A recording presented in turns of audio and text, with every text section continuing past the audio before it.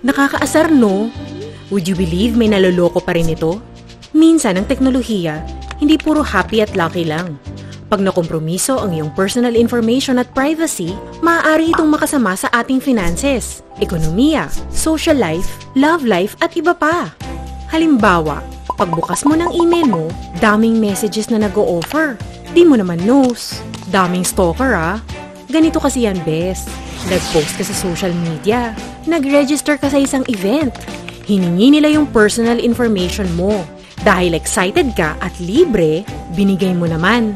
Yung personal info mo, minsan, pinapasa ito para sa profiling o direct marketing. Buti ganyan lang. Paano kung ganito?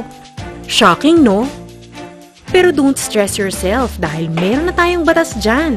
National Privacy Commission ang kakampi mo sa iyong right to privacy.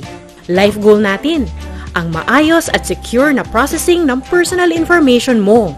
Know your rights, bes.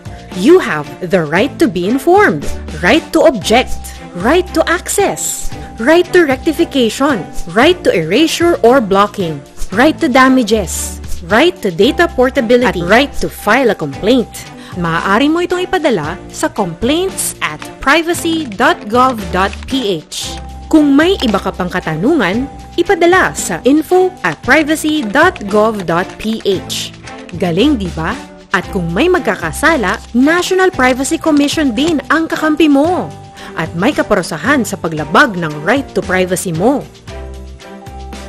Bes, ikaw lang ang pwedeng magsabi kung kanino ka magtitiwala. Yan ang ibig sabihin ng privacy. Visit www.privacy.gov.ph.